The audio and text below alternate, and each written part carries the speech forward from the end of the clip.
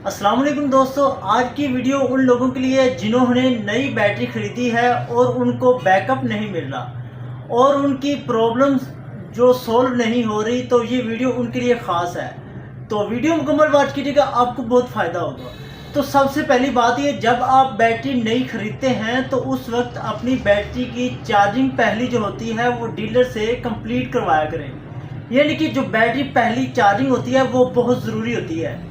सबसे पहली बात ये है कि जब बैटरी के अंदर एसिड डाला जाता है नई बैटरी में, तो उसको 3 से 4 घंटे पड़ी रहने चाहिए खाली, उसको चार्जिंग पे नहीं लगाना।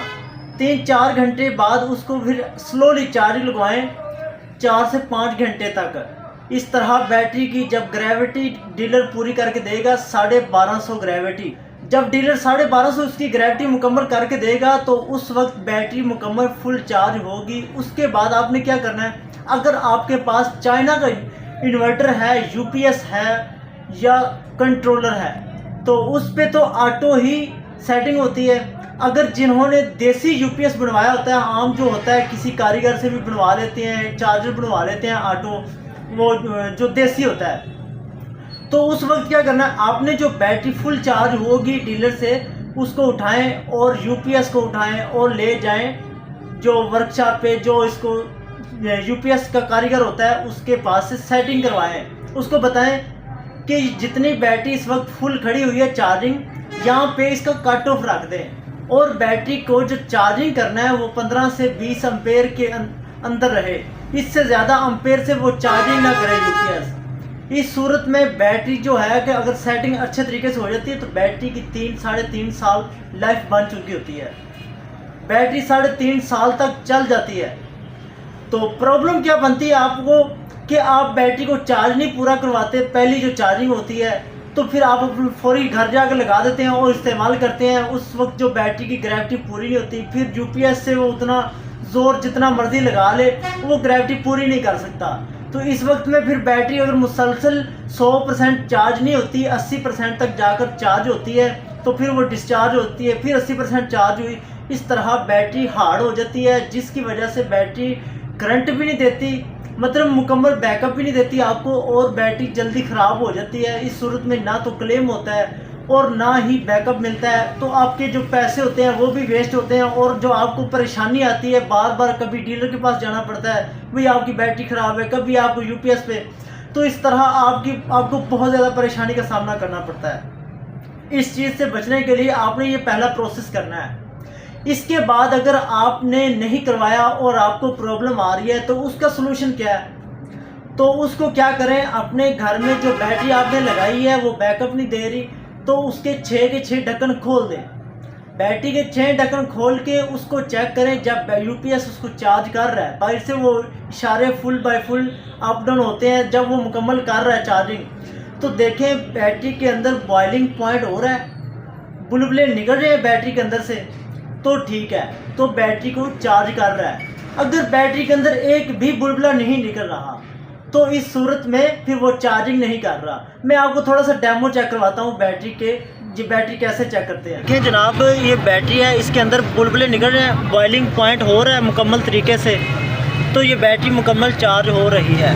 इसी तरह ये चेक कर रहे हैं। तो दोस्तों, जब बैटरी बुलबुले निकाल रही है तो बैटरी चार्ज हो रही है। अगर आपकी बैटरी बिल्कुल बुलबुले नहीं निकाल रही और आपको यूपीएस बाहर से शो करवा रहा है कि बैटरी फुल चार्ज कर रहा है, तो वो ट्रिप भी कर जाएगा, तो इस सूरत में वो बैटरी हो जाती है फुल ज़ीरो, बैटरी मुकम्मल खाली होती है। तो इस सूरत में फिर बैटरी चार्ज नहीं होती, तो फिर बैकअप नहीं देती।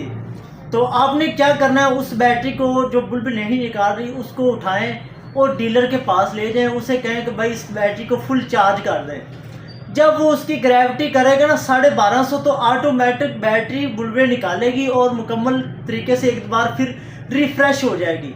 तो फिर उसको यूपीएस के साथ जाके एडजस्ट करवाएं कि जहाँ पे बैटरी फुल होगी भाई इसको सेटिंग कर दें, तो इस सूरत में आपकी बैटरी का जो बैकअप है वो भी ठीक हो जाएगा, तो आपको परेशानी भी नहीं आएगी।